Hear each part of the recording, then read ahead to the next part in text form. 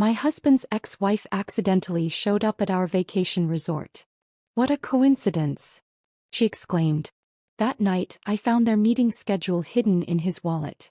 At breakfast, I announced I'd upgraded my vacation by checking into a different resort and filing for divorce. I need an aspirin. The words slipped from my lips before I could stop them, but Charles didn't stir. His breathing remained deep and even as I slid out of our king-sized bed at the Malibu Coast Resort. The digital clock on the nightstand glowed 12:17 a.m. in harsh red numbers. I padded across the plush carpet to where his pants were draped carelessly over a chair. I'd spent 6 months planning this trip. Every excursion, every dinner reservation, every sunset walk along the shore calculated to reignite what had been slowly dying between us for years. The Malibu Coast Resort wasn't just exclusive. It was legendary for its privacy and luxury, a place where celebrities and billionaires disappeared to reconnect or recover. For us, it represented 15 years of marriage worth salvaging. The headache had started during dinner, right around the time she walked in. My husband's first wife. My fingers found Charles's wallet in his back pocket. I flipped it open, searching for the small pill case he sometimes carried. Instead, I found a folded piece of paper tucked behind his credit cards. I shouldn't have opened it. Some part of me already knew. 12 hours earlier, we'd been standing at the check-in desk, Charles's hand resting possessively on the small of my back as I gazed up at the soaring lobby ceiling with its magnificent chandelier that caught and fractured the California sunlight. Mrs. and Mr. Harrington, welcome to Malibu Coast Resort, the concierge had said, her smile practiced but warm. We've prepared the oceanfront suite as requested with the champagne and roses. I'd squeezed Charles's hand, catching a rare genuine smile on his face. The oceanfront suite has the best sunrise view on the property, I'd told him. You'll actually want to wake up early for once. For you, Eleanor, he'd said, brushing his lips against my temple, I'd watch 1,000 sunrises. Such pretty words. I'd believed him then. Our suite had exceeded even my meticulously researched expectations. Floor-to-ceiling windows revealed the Pacific stretching to the horizon, waves crashing against the private strip of beach below. A bottle of Dom Perignon chilled in an ice bucket beside a platter of chocolate-covered strawberries. This is perfect, Charles had whispered, wrapping his arms around me from behind as we stood on the balcony. You've thought of everything. I'd leaned back against him, savoring the moment. Happy anniversary. Here's to 15 more years. The welcome dinner had been in the resort's signature restaurant. Candlelit tables spaced for privacy, the soft murmur of conversation beneath classical music, and windows that framed the sunset like living art. I'd worn the midnight blue dress Charles had always loved, my hair swept up to expose my neck. He'd been attentive, charming, the man I'd fallen in love with years ago. Until she walked in. Rebecca had aged well, her blonde hair now expertly highlighted, her figure as slim as when they'd been married. She'd spotted us immediately, her surprise so perfectly calibrated it might have been rehearsed. Charles? Eleanor? What an incredible coincidence. She'd approached our table, champagne glass in hand, wearing a dress that whispered money and a smile that didn't quite reach her eyes. I'd watched Charles's face carefully. The momentary flicker in his eyes before his features arranged themselves into appropriate surprise told me everything. Rebecca, he'd said, standing too quickly. What are you doing here? Just a little getaway, she'd replied, her gaze flickering to me before returning to my husband. I had no idea you two would be here. What a small world. A practiced lie delivered with perfect timing. I'd felt it in my bones. It's our anniversary, I'd said, reaching for Charles's hand across the table. 15 years. Congratulations. Her smile had tightened. Charles always did have excellent taste. The conversation that followed was a masterclass in subtext. Every question seemingly innocent, every answer carefully constructed. Charles had explained it was a random booking when I'd questioned him later in our suite, his dismissal so casual it was clearly rehearsed. You're imagining things, Ellie, he'd said. We've been divorced for 17 years. You think I plan to run into her here? Now, standing in our darkened suite with his wallet in my hands, I unfolded the paper I'd found. It was a handwritten schedule. Dates, times, locations. The Marina, 10 a.m. tomorrow. The Hidden Cove, 2 p.m. Thursday. The North Trail, early morning Saturday. My stomach twisted as I matched the schedule against our carefully planned anniversary itinerary. Every time I'd planned a spa treatment for myself, he had a meetup scheduled with her. The cooking class I'd thought would be romantic? He'd claimed a sudden interest in golf. At exactly the time he was meant to meet Rebecca at the resort's garden. I sank onto the chair, still clutching the damning evidence. My mind raced back through the past 6 months. Charles's sudden business trips, the mysterious withdrawals from our joint account that he'd explained away as investments, his renewed interest in our anniversary when I'd suggested we might skip it this year. The entire vacation was a sham. Not our second honeymoon, but a carefully orchestrated opportunity for him to see her while I was distracted by massages and meditation classes I'd booked for myself. I glanced at my sleeping husband, his face relaxed in slumber, untroubled by the betrayal he'd orchestrated. 15 years of marriage reduced to an elaborate cover story for his infidelity. With trembling fingers, I snapped a photo of the schedule with my phone before carefully refolding the paper and returning it exactly as I'd found it. I placed the wallet back in his pants pocket and moved silently to the bathroom, closing the door before turning on the light. I stared at my reflection. The woman who had spent months planning the perfect anniversary trip, who had believed her marriage worth saving. Behind me, through the open bathroom door, I could see our king-sized bed, the rumpled sheets, and the man who had shattered everything with a single piece of paper. Tomorrow I would smile and kiss him good morning. I would pretend excitement about my spa appointment while he played golf. I would begin making plans of my own. Paradise had been interrupted, but Charles wouldn't know that. Not yet. Sleep became impossible. I lay beside Charles for 2 more hours, listening to his peaceful breathing while my mind raced through 15 years of memories, searching for signs I might have missed. At 3 a.m. I slipped out of bed again, this time with purpose rather than for aspirin. Charles's laptop sat on the desk in our suite's living area. The ocean waves provided a rhythmic soundtrack as I carefully opened it, the blue light illuminating my face in the darkness. I knew his password pattern. He rotated between our anniversary date and his mother's birthday, occasionally adding an exclamation point when systems required it. Amateur security for a man with so much to hide. I tried our anniversary first. 060820009. Nothing. His mother's birthday with an exclamation point. 11251955. The screen unlocked, revealing dozens of open browser tabs. Charles had always been disorganized with his digital life, a trait I'd found endearing until now. His email was still logged in. I clicked through folders, scanning for Rebecca's name, finding nothing until I checked his archived items. There they were. Dozens of exchanges dating back 8 months, each message more intimate than the last. Their correspondence revealed a relationship that had rekindled during a business conference in Chicago last fall. A conference I'd encouraged him to attend. Eleanor thinks I'm networking with potential clients, he'd written. If only she knew the most valuable connection I made was reconnecting with you. My stomach turned as I continued reading. Their initial reminiscing had quickly evolved into planning meetings and eventually this vacation. Charles had suggested the Malibu Coast Resort because I would be easily distracted by the amenities, while they conducted their real business. Their real business. The emails referenced a venture called Horizon Partners, with increasingly specific financial discussions. I opened a new browser tab and searched Charles's bookmarks for banking information. He hadn't bothered hiding his password manager, another sign of his complacency in our marriage. 3 clicks later, I was staring at an account I'd never seen before. A joint business account for Horizon Partners LC, with Charles Harrington and Rebecca Westfield as signatories. The balance, $387,000. My hand flew to my mouth to stifle a gasp. I recognized those funds. They were from our retirement portfolio. 6 months of strategic reallocations he'd mentioned casually over dinner. Just moving some investments around for better returns, he'd said.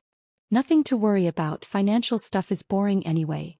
The memory of that conversation burned now. I'd been preparing quarterly tax documents for my volunteer work with a local nonprofit, work that utilized my accounting background, when he'd made that comment. I'd almost asked for details but stopped when he'd added, "Trust me to handle this, Ellie. You've got enough on your plate." Another memory surfaced. Charles questioning my donation to my sister's medical fundraiser last year. "Are you sure we can afford $5,000 right now?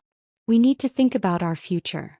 All while he was siphoning hundreds of thousands into a secret venture with his ex-wife. I methodically took screenshots of everything, sending them to my personal email account before carefully covering my digital tracks. A forgotten skill from my accounting days returned. The ability to examine financial statements and reconstruct narratives from numbers. The transfers had begun small but grew larger and more frequent, accelerating over the past 3 months. The most recent transfer had been just 2 days before our trip. $50,000 moved from our joint investment account to Horizon Partners. I followed the money trail backwards, noting how Charles had questioned my modest clothing purchases last month while simultaneously transferring $75,000 to the account he shared with Rebecca. As dawn approached, I closed the laptop exactly as I'd found it and returned to bed, lying motionless beside the stranger I'd married.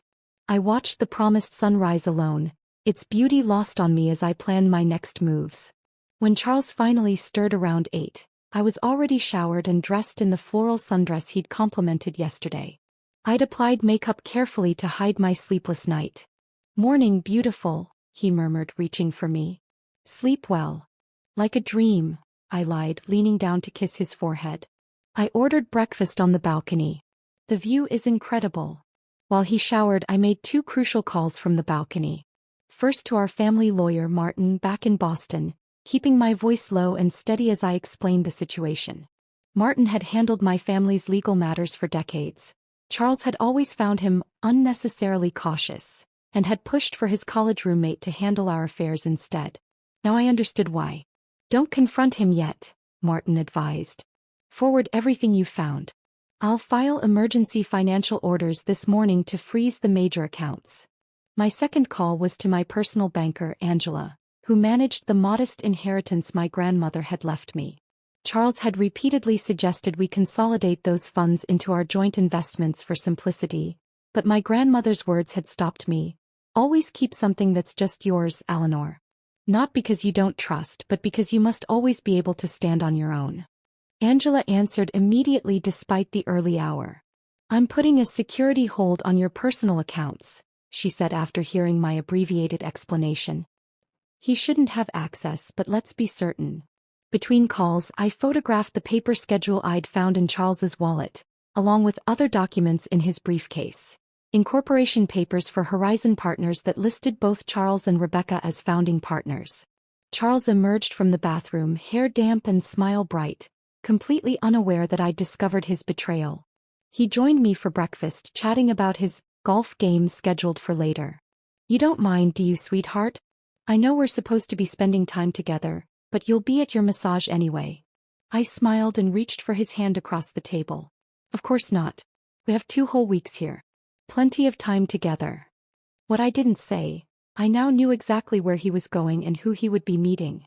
What I didn't show, the devastating knowledge that our 15 years together had culminated in not just emotional betrayal but financial deception that threatened to destroy the life we'd built. As Charles kissed me goodbye an hour later, promising to meet me for a late lunch, I watched him walk away with the confident stride of a man who believed himself clever beyond discovery. He had no idea that while he conducted his business meeting with Rebecca by the marina, I would be setting in motion the collapse of their carefully constructed house of cards. I watched Charles disappear down the winding path toward the marina, waiting until he was completely out of sight before I allowed my carefully constructed smile to fade. The ocean breeze carried the scent of salt and betrayal as I gathered my composure and prepared for what would be the performance of a lifetime. The beachside restaurant was already filling with the resort's well-heeled guests when I arrived for our scheduled late lunch. I'd chosen a table with a clear view of the entrance and the marina beyond. I wanted to see them approach. My fingers trembled slightly as I ordered a glass of Sauvignon Blanc, something to steady my nerves before the show began. Right on cue, they appeared at the restaurant entrance precisely 30 minutes after our agreed meeting time. Charles looking relaxed in his golf attire, Rebecca laughing at something he'd said. They paused at the host stand and I watched the moment Charles spotted me. His face performed a remarkable transformation, from intimate camaraderie to surprised guilt to manufactured casualness in the span of 3 seconds. "Eleanor." He approached our table with practiced concern. "I'm so sorry I'm late. You'll never believe who I ran into on the back nine." Rebecca followed with an apologetic smile. I hope you don't mind me crashing your lunch, Charles insisted. Of course not, I replied, raising my wine glass in greeting. What a lovely surprise. Again.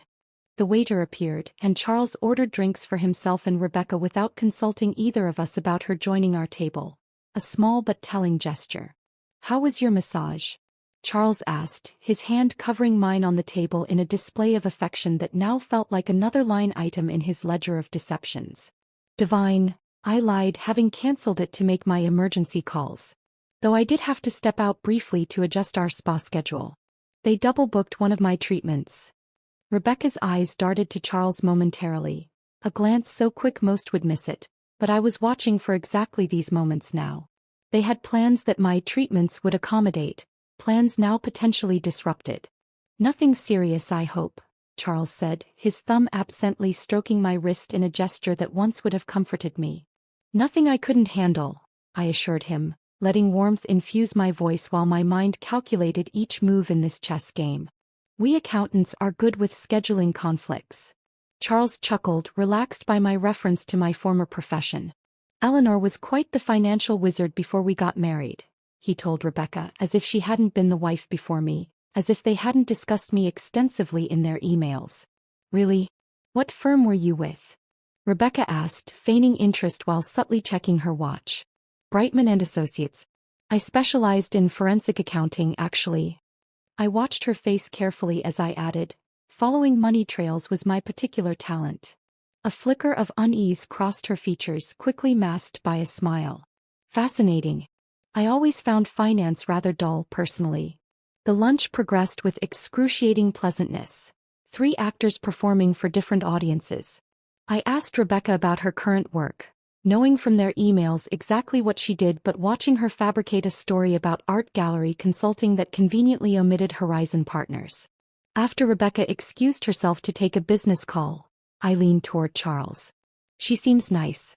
I'm glad we've all moved beyond any awkwardness. The relief on his face was palpable. That's what I've always loved about you, Ellie, your maturity. Once lunch concluded and Charles mentioned another golf lesson scheduled for the afternoon, I smiled and suggested he enjoy himself. I have a facial at 3 anyway. Meet for dinner at 7. The moment they departed, I moved quickly. First, a call to our financial advisor Richard, not from our suite but from a secluded spot near the koi pond where I couldn't be overheard. Eleanor, these transfers were never authorized through me, Richard confirmed after I explained what I'd discovered. Charles circumvented our usual protocols. Can you secure what's left? Already implementing emergency measures based on Martin's filing. The joint investment accounts are temporarily frozen pending review for unusual activity. I ended the call and stared at the colorful fish swimming in blissful ignorance below. 15 years ago, I'd been a rising star at Brightman, specializing in identifying financial fraud and tracking hidden assets. Then I'd met Charles at a charity gala. His family's shipping business was expanding and he'd painted dreams of building something together.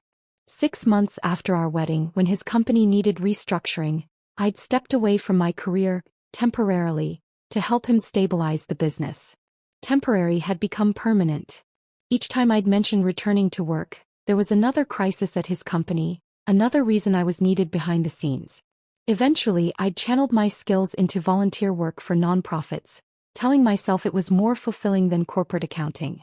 Now I realized how deliberately he'd isolated me from my professional identity, the very skills that would have spotted his deception years earlier.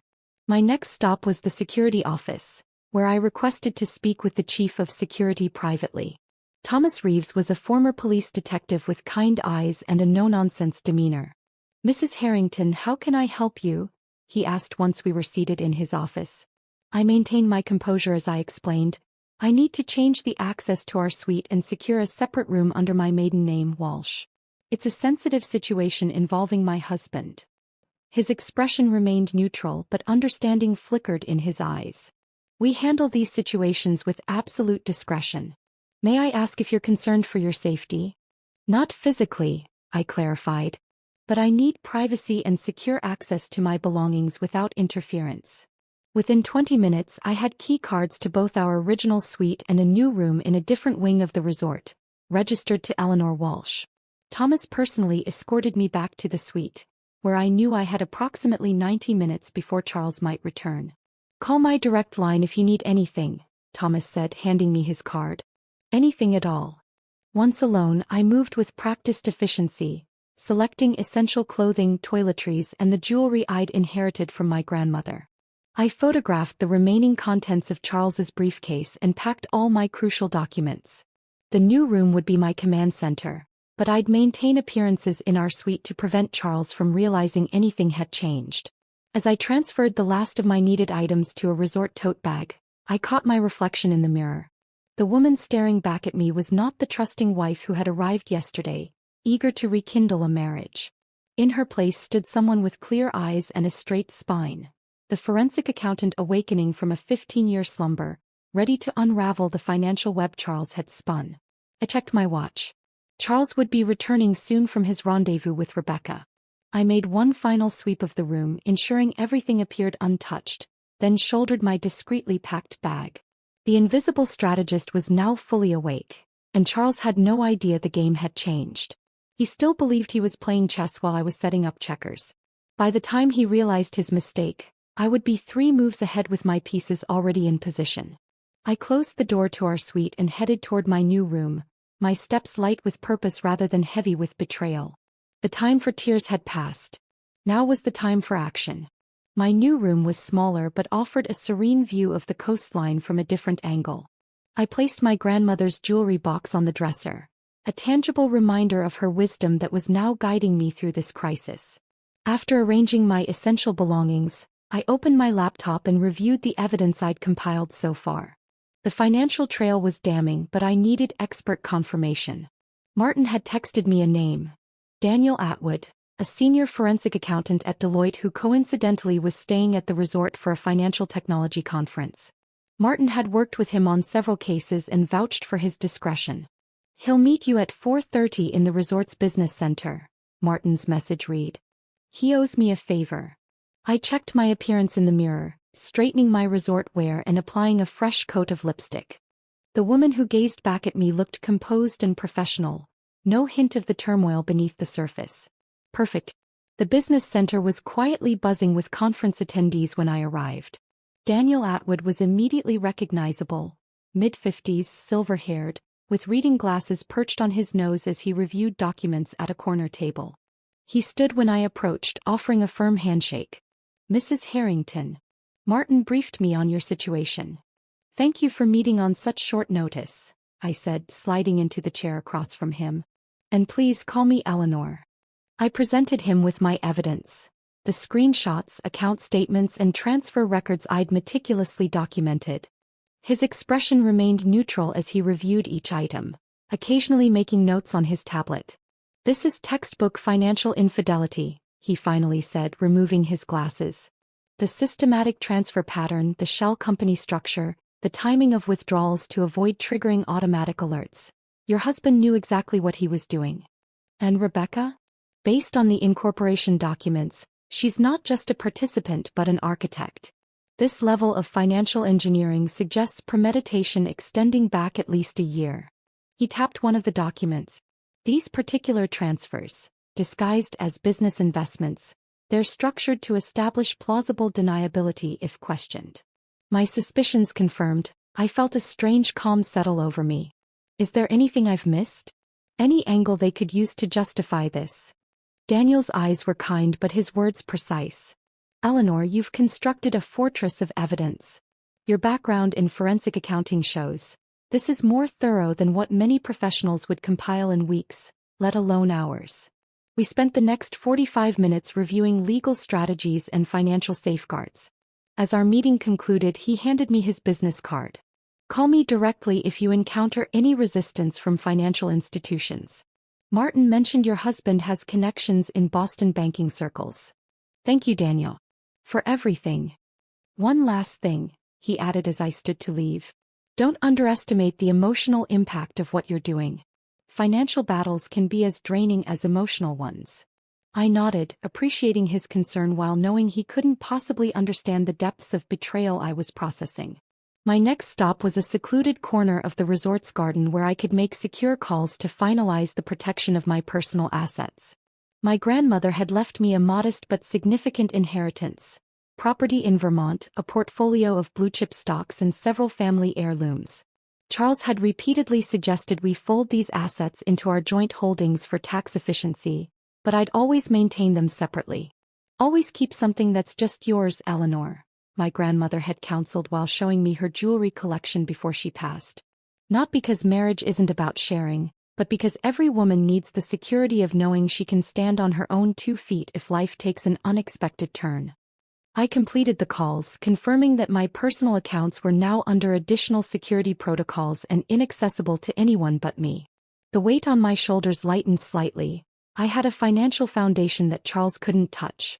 Returning to the main building, I approached the concierge desk to arrange for a dinner reservation. Maintaining appearances was crucial. The concierge, Sophia, had assisted with our check-in yesterday in what now felt like another lifetime. "Mrs. Harrington, perfect timing," she said. "I was about to call your room. There's been a special wine delivery for your anniversary dinner tonight." As she stepped away from her desk to retrieve the delivery note, I noticed a photograph tucked into the corner of her workstation. Sophia with a young girl, perhaps 8 years old, both beaming at the camera. "Your daughter?" I asked when she returned. Her expression softened. "Yes, my everything. Emma." Something in her tone resonated with me. "She's beautiful." Sophia hesitated, then lowered her voice. "Mr. Reeves from security mentioned you might need some additional assistance during your stay." My guard instantly rose. "I'm not sure what you mean." 3 years ago I was in a similar situation," she said quietly, her eyes meeting mine with understanding. "Different circumstances, same betrayal. This resort was my fresh start afterward." She slid a note across the counter. "If you need anything that wouldn't normally appear on a resort bill, documentation services, secure transportation, local legal contacts, call this number. My sister's firm specializes in helping women in transition." The unexpected alliance brought the first genuine warmth I'd felt since discovering Charles's betrayal. "Thank you, Sophia." Back in my new room, I finalized arrangements for the next day. A flight home was booked under my maiden name for tomorrow afternoon. Martin had arranged for preliminary divorce papers to be prepared, with copies sent to my secure email. The financial protections were in place. And then suddenly the weight of everything crashed down upon me. 15 years of marriage. Countless memories. The future we'd planned. All built on a foundation of lies. I sank onto the edge of the bed, my carefully constructed composure finally crumbling. The tears came in waves. Grief for what I'd thought we had, rage at his calculated deception, fear of the uncertain path ahead. I allowed myself exactly 20 minutes to fall apart completely. Curled on the bed, I released every emotion I'd been controlling since finding that damned paper in his wallet. 20 minutes to mourn the death of my marriage. When the timer on my phone chimed, I rose and washed my face with cold water. In the mirror, I saw reddened eyes but also a clarity that hadn't been there before. For 15 years, Charles had underestimated me, assumed I was too trusting, too focused on our relationship to notice his schemes, too removed from my professional skills to follow his money trail. His fatal error was forgetting who I had been before I became Mrs. Charles Harrington. He'd never truly known Eleanor Walsh, the woman who had tracked down hidden assets worth millions and testified in federal court against financial fraudsters before she was 30. I dressed carefully for dinner, knowing it would be our last evening of pretense. Tomorrow's breakfast would change everything. I selected a resort stationery card and wrote a simple note to be delivered with the breakfast champagne. To 15 years of partnership and absolute honesty. One final check of my preparations, one last review of the evidence organized in my portfolio, and I was ready. Tomorrow Charles and Rebecca would discover what happens when you underestimate a woman who spent a decade finding hidden money before becoming your wife. I straightened my shoulders and headed to meet my husband for dinner, the chess pieces of my counterattack now perfectly positioned on the board. Dinner had been a masterclass in deception, not mine but Charles's. Throughout 5 courses of exquisite cuisine, he'd played the attentive husband, reminiscing about our early years together, toasting to many more decades of happiness. I'd matched his performance, raising my glass to truth and partnership, watching him smile without a hint of irony. When morning came, I woke before dawn, calm and focused. I showered, styled my hair, and chose my outfit with deliberate care. A cream-colored linen dress that conveyed both elegance and authority. I added my grandmother's pearl earrings and the sapphire pendant Charles had given me on our 10th anniversary. Armor of a different kind. A text message from Sophia confirmed my special breakfast arrangements were in place. A second text from Thomas Reeves assured me the car would be waiting at the side entrance as requested. Everything was ready. Charles stirred as I was applying my lipstick. "You're up early," he mumbled, reaching for his phone to check the time. "I thought we should have a proper anniversary breakfast," I replied, my voice light. "I've reserved a table on the terrace at 9. He hesitated for just a moment, long enough for me to know he was mentally checking his schedule with Rebecca. "Perfect," he finally said. "Though I do have that golf lesson at 11. I'm sure you'll make it on time." The terrace restaurant overlooked the Pacific, the morning sun transforming the water into a canvas of diamonds. I'd chosen our table strategically, centrally located but with some privacy, visible from the entrance but not too close to other diners. The maitre d' led us to our seats with practiced flourish. "The champagne will be served at 9:30 as requested, Mrs. Harrington," he confirmed discreetly. Charles raised an eyebrow. "Champagne for breakfast? We're being decadent." "It's our anniversary," I reminded him. 15 years deserve something special. We ordered Belgian waffles for him, fruit and yogurt for me. A meal I knew I wouldn't eat. As we waited, Charles checked his watch twice, his fingers tapping an impatient rhythm on the tablecloth. "Expecting someone?" I asked innocently. "Just mindful of that golf lesson," he said, reaching for my hand across the table. "Though I hate to cut our breakfast short." "Don't worry," I assured him. "I've made sure everything is perfectly timed." At precisely 9:28, I excused myself to freshen up, positioning myself near the terrace entrance with a clear view of both our table and the path from the resort. Right on schedule, Rebecca appeared, wearing a sundress and an expression of mild confusion. I intercepted her before she could be seated elsewhere. "Rebecca, what perfect timing," I called out, approaching her with a warm smile. "Charles and I were just having our anniversary breakfast. You must join us." Her eyes widened slightly. "Oh, I wouldn't want to intrude on your celebration." "Nonsense," I insisted, taking her arm gently but firmly. "After all, we're practically business partners, aren't we?"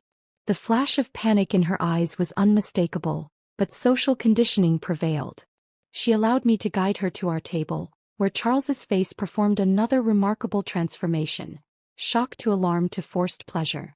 "Look who I ran into," I announced as we reached the table. I invited Rebecca to join our anniversary celebration. A server approached with the champagne I'd ordered, a vintage Dom Perignon that cost more than most people's weekly salary. "Perfect timing," I said as he began to pour. "We're all here now." Charles's smile became fixed as Rebecca took the seat I'd pulled out for her, directly across from him beside me. "How unexpected," he managed. "The best surprises always are," I replied, lifting my glass once the server had finished pouring. "To partnerships, honesty and consequences." Charles's glass paused halfway to his lips. "Consequences." I reached beneath the table for the slim portfolio I'd positioned earlier and placed it on the table between us. "Before Rebecca arrived, I wanted to share my anniversary gift to you both." Charles glanced at Rebecca, then back to me. "Eleanor, what are you talking about?" I opened the portfolio, removing the first document, a printout of their email exchanges. 15 years is the crystal anniversary, but I thought paper would be more appropriate. The color drained from Charles's face as he recognized the emails. Rebecca's champagne glass froze midair. "This is just the beginning," I continued, my voice steady. "I've compiled quite the collection. Emails, bank statements, incorporation documents for Horizon Partners LLC. I laid each document on the table as I named them. The unauthorized transfers from our retirement accounts. The schedule of your meetings during our second honeymoon." "Eleanor," Charles began, but I held up my hand. "I'm not finished," I said. "While you were playing golf yesterday, or rather meeting with Rebecca by the marina to discuss your next transfer, I was rather busy myself. I withdrew another document.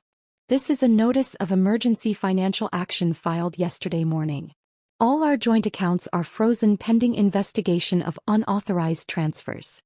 Rebecca placed her champagne glass down carefully. Charles, what is she talking about? She doesn't know? I asked, genuine surprise coloring my voice.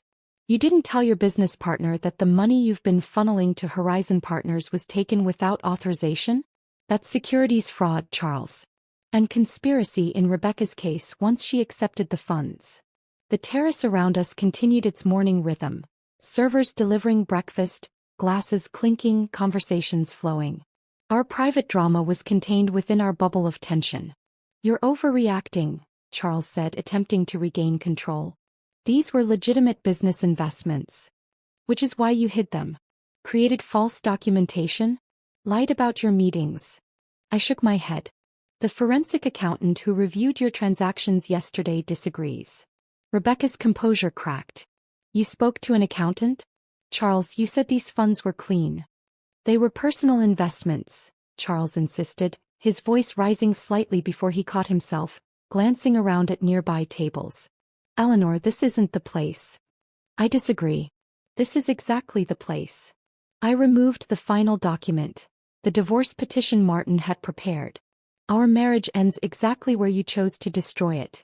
In public with an audience through calculated deception. Charles reached for the papers, but I slid them back into my portfolio. Your copy will be formally served next week. I've authorized Martin to cooperate with the Financial Crimes Division if necessary. You wouldn't, Charles whispered, his face ashen. 15 years. 15 years I devoted to our partnership while you planned your exit strategy. I stood, gathering my portfolio. I've already moved my inheritance and personal assets beyond your reach. The joint accounts are frozen. Horizon Partners' assets will be next once the fraud investigation begins. Rebecca pushed back from the table. I had no idea the money wasn't properly transferred. He told me. Save it for the deposition, I advised her. You'll need better lies than that. I glanced at my watch. Perfect timing. My car is waiting. I have a flight to catch. You're leaving. Charles stood, panic finally breaking through his composed facade.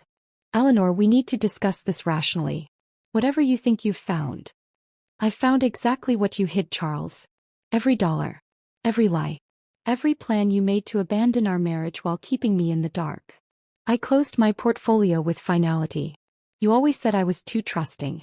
That financial matters were boring to me. You forgot that before I was your wife, I was the accountant who testified against the Brenner investment scheme. I gestured to the waiter. Please add the breakfast to Mr. Harrington's room charge. Include a generous gratuity, it's their anniversary after all. Charles grabbed my arm as I turned to leave. You can't just walk away. I met his eyes for the last time, seeing not the man I'd loved but a stranger I'd finally recognized. I'm not walking away, Charles. I'm walking forward, something I should have done years ago. I gently removed his hand from my arm and left them sitting there, champagne untouched, evidence scattered between them like the ruins of their schemes. My steps were steady as I crossed the terrace, nodding politely to other guests enjoying their breakfasts, oblivious to the destruction I'd left behind me. Thomas Reeves waited by the side entrance with a discreet nod. Your car is ready, Ms. Walsh. The use of my maiden name felt like reclaiming a part of myself long forgotten. Thank you, Thomas. As the car pulled away from the Malibu Coast Resort, I didn't look back. Ahead lay uncertainty, legal battles, and the painful process of rebuilding. But I was no longer the woman who had arrived 2 days ago, eager to save a marriage built on lies. That woman was gone. In her place sat Eleanor Walsh, free of illusions and fully awake to her own power. Breakfast, like revenge, was best served cold.